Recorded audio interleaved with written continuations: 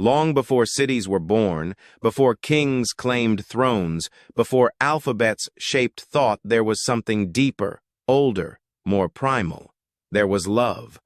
Not the romanticized kind whispered in poems or projected onto silver screens, but a fierce, instinctual longing, need to connect, to not be alone in the dark, to matter, even if only to one other soul. This story is not written in ink or etched in marble. It lives in the forgotten pulses of ancient hearts, in the silent struggles of beings who never left behind words but left behind traces. It is a story carved into bone and buried in time. It is not myth, it is memory. This is the story of a Neanderthal who searched for love. And at Prehistoric Shadows, we bring stories like this back to life, cinematic, emotional, and human. If you believe that even the oldest hearts had something to say, subscribe now, because the past isn't silent, we just haven't listened closely enough.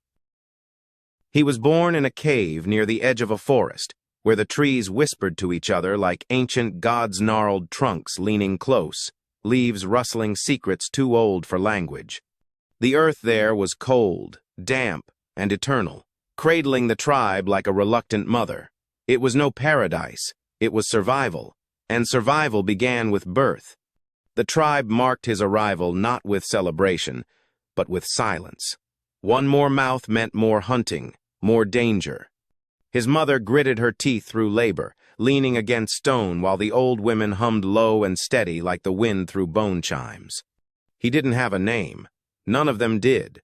Names were not yet invented, only gestures, glances, grunts, each meaningful in ways words could never replicate.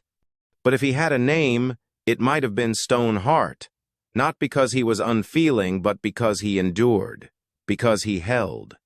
He grew quickly, as all Neanderthals had to. Life didn't wait for children to become ready. It demanded they be ready or be gone. At age 10, he was already mimicking the older hunters. By 12, he brought down a wild Borolonis-only tool, a sharpened wooden spear hardened in fire. By 15, his body had become its own weapon. His arms were thick cords of muscle, honed by the weight of survival. His back bore the silent tally marks of scraped bark, stone pressure, and endless climbing. His brow was heavy, his skull thick, but his mind it saw. It remembered. It listened. He learned to recognize the trembling in a rabbit's breath, the shift in a snowdrift that meant a predator was near, the tone in a clanmate's breath that meant hunger or despair. Wisdom was not taught, it was absorbed, passed down not through lectures, but through instinct sharpened by generations of fire and frost. And yet, despite this strength, despite this place he carved for himself in the tribe, something in him longed. It began as a hollow ache, one that crept in after the hunts, when the fires grew low and others paired off beside their flickering warmth. He watched them offer gifts-knotted feathers, bone-carved beads, bits of flint polished smooth by nervous fingers. He saw the glances, the touch of hands, the choosing. But he had never been chosen, not once.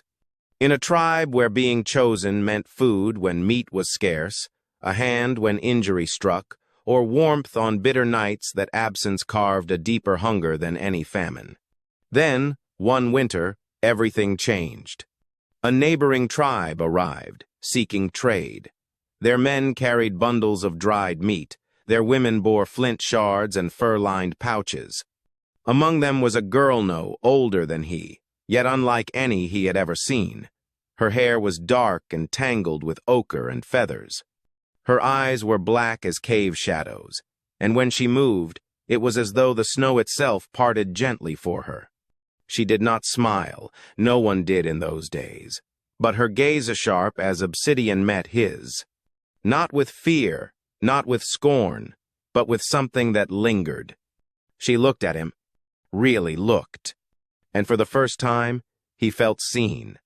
She became an ache in his thoughts, a fire under his ribs. He began watching her the way he once watched the movement of prey, quiet, reverent, patient.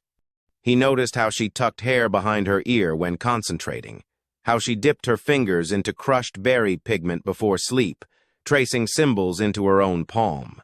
A ritual? A memory? He didn't know. But it mattered, because she mattered. He thought to himself, she looked. Not away. Not like the others. Her eyes stayed, like flame that does not fear the wind. He knew he had to offer something, not just a token but a truth. And so he dug. Beneath a stone near the back of the cave, he unearthed what he had buried years before, the tooth of a cave lion. The beast had nearly killed him. His thigh still bore its mark. But he had prevailed, and this relic was all that remained of that day. He polished it with ash, threaded it with sinew, whispered nothing over it because there were no words for what he wanted to say. And in the hush of night, he placed it beside her sleeping mat. He awoke with the sun. The pendant was gone. So was she. A storm had rolled in just before dawn. The trading party had left before the snow thickened, their tracks already dissolving into white silence. He said nothing, not to his mother, not to the fire, but for days he did not eat, he did not sleep. Something inside him pulsed, wild, erratic, foreign. He whispered to himself, "Gone, but I didn't give her my fire."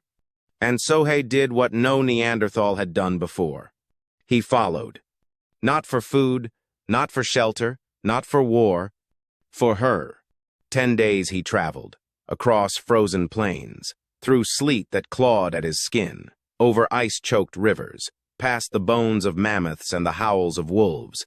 He fell once, gashed his shoulder on black rock. He nearly froze, curled beside a dead tree with a single ember in his palms. But the ember held, and so did he. He walked with dreams now, not just of her eyes, but of her voice, though he had never heard it. He imagined it soft, roughened by wind, shaped by firelight. He recalled her handshow. They moved through pigment, through fur, through silence, hands that seemed to sculpt meaning out of nothing. He remembered her glance, how it had pierced him without a sound, how it stayed with him even as snow tried to erase the world. On the 11th day, the wind changed. Smoke, a faint line against the horizon. He found their camp beside a frozen stream, half sheltered by mammoth bones and hides. He waited. Night came. Shadows stretched across the snow like reaching hands. Then she saw him. She didn't speak. She didn't run. He stepped forward, his fingers uncurled. In his hand, a second Giftan axe head carved from translucent stone, a piece of his soul shaped by time and fire. He laid it on the snow between them. She bent, picked it up, held it, and nodded. He followed her into the camp. No words, just breath, just firelight. Some watched, some whispered, but none stopped them. That night, they sat beside each other, silent. The space between them closed like the gap between flame and fuel. It was not a ceremony, it was not a rite. It was a choosing, and it changed everything.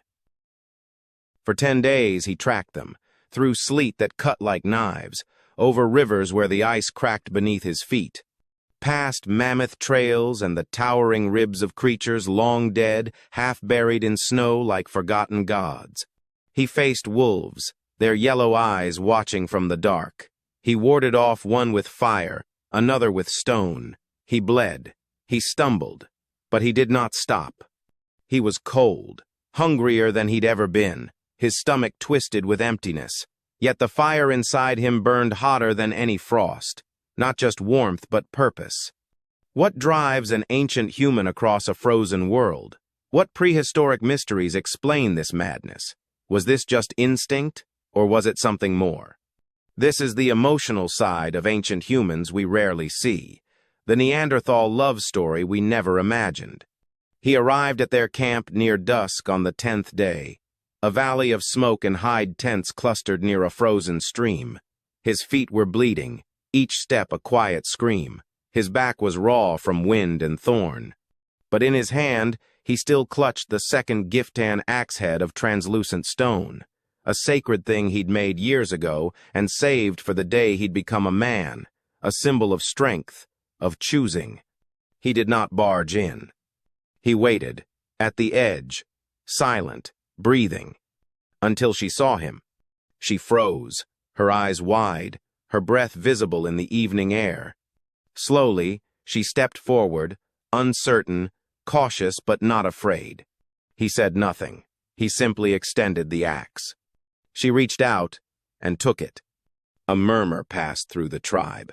Her father muttered, "He crossed the ice? For a look from my daughter? He could have died." But the elder's voice came, brittle and cracked, full of ancient knowing. "Or lived a life without fire. Better to die with flame. Let them speak their own bond." No ceremony was held, no rituals performed. But that night, by the fire, they sat together. No words, just glances, shared silence. Her clan did not object. In a world ruled by hunger and cold, strength and sacrifice spoke louder than permission. What was exchanged that night wasn't language, it was legacy. The first sparks of human evolution storytelling. A silent vow that even in the darkest times, we still reach for light. In the days that followed, she spoke very little, but her presence beside him was constant. When he moved, she moved. When he hunted, she waited. And when he bled, she wrapped his wounds with quiet hands. She returned with him in spring. The walk home was slower, not from fatigue but because they were no longer alone. Their silences were shared. Their footsteps matched. When they arrived, his tribe watched, curious, guarded, but no one stopped them. They say she stood beside him when a bear charged their cave mouth, and he faced it barehanded to protect a crying child. They say she taught his people to weave feathers and hair into warning symbols, hanging them near cave entrances to mark danger, death, and sacred places. They say she sang once when his mother died. A low, haunting hum as she crushed ochre into dust and marked the walls with swirling signs. She grew vegetables from seeds carried in a pouch tied to her belt. She tamed a wild goat. She whispered to children. She smiled at wind. Every act was a thread in the tapestry they built together. Seasons passed. Winters came and left like restless spirits, but they remained together. She mended spears. He carried water. They hunted, they buried, they built. They built not just fires and walls, but rhythm, ritual, a language of gazes and shared breath, a home without words. She brought color to the cave, not just ochre and ash, but the color of staying, of choosing. He would stare into the fire at night and think, "She gave me a name no one spoke aloud. She made me a man not with rights, but with presence." They never spoke of love. They lived it. Years unfurled like furs drying on stone. The cave filled with stories etched in bone and gesture. She taught a girl to braid nets. He taught a boy to track silence. One winter, many years later, she grew ill. The cough started with the frost. Her hands trembled. Her hums ceased. He gathered moss, boiled herbs, wrapped her in every fur he could find. She smiled once, weak, barely there. And then she was gone. No scream, no thunder, just absence. The tribe did not speak. They sat in silence. Even the fire cracked more softly. The next morning, he carved. He took stone, hard, unyielding, and with trembling hands, he chipped and shaved and shaped. Days passed. Snow fell. His fingers bled. He remembered the way she once stood against the wind, the way she leaned into him, not away, the way her breath sounded like trust. When it was done, he placed the carving beside the entrance of their cave. Not for worship, for remembrance. A woman, small, strong, eyes that did not look away. He sat beside it for days, not waiting, just being. And there it remained, weathered, cracked, but enduring. Like her, like him, like love. Time passed. His hair grayed, his hands stiffened, his eyes clouded. But every morning he touched the stone, and every night he slept beside it. One day, he too was gone. No one knew the moment, but the carving stayed. Centuries turned to millennia. Ice came. Ice melted. The world changed. Names were invented. Languages shaped minds. Kingdoms rose. Empires fell. And the carving remained, buried, until one day a hand uncovered it. Not a Neanderthal's, not even a hunter's, but a scientist's, a thinker from a world built on metal and machines. They brushed off the dirt, measured it, cataloged it, photographed it under artificial light. But some part of them deep down felt it. Felt him. Felt her. Felt love. Because some stories do not need translation. Some stories never die. And when the scientist closed their eyes that night, they dreamed not of data or diagrams, but of a cave warmed by fire, of a woman leaning forward, of a man holding an axe he never used in war. And they woke up wondering, who have we forgotten, and what parts of them still live in us? Today, scientists dig up fragments Neanderthal DNA in our blood, stone tools beside flower-strewn graves, symbols etched into bone. They study bones, tools, pollen traces. They scan skulls and reconstruct faces from fossils. But what they are truly trying to do is hear echoes, whispers, heartbeats from a time before history. And they ask, were Neanderthals like us? They once said no, that Neanderthals were brutish, dull, incapable of emotion.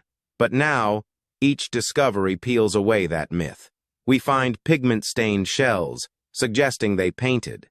We find carefully buried corpses, suggesting they mourned.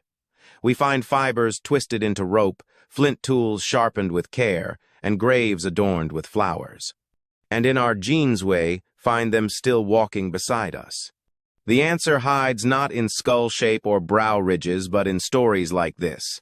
Stories passed in silence, inherited not through language, but through memory, through longing, through choice.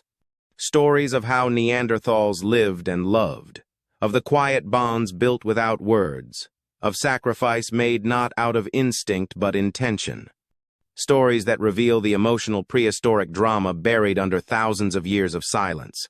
Stories that show us that the first love stories weren't written with pen and ink but with blood, ash, and firelight.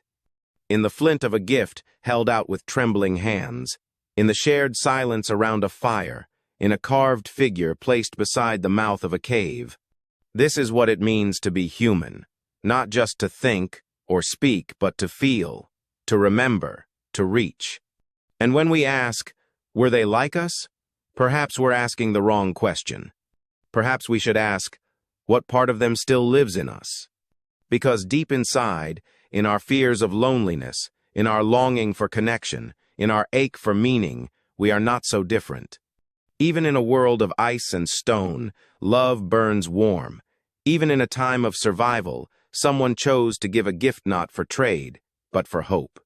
So, when you hear the word Neanderthal, don't just picture caves and clubs. Picture firelight dancing on stone. Picture eyes that didn't look away. Picture the first steps of love across an endless winter. At Prehistoric Shadows, we bring you cinematic stories from before history blending science, speculation, and soul. Because storytelling is humanity's oldest tool, older than metal, older than war. And if these stories move you, if you believe there's more to the past than just bones and dirt, then subscribe. Because every ancient heartbeat deserves to be heard. And somewhere, deep in your DNA, perhaps it already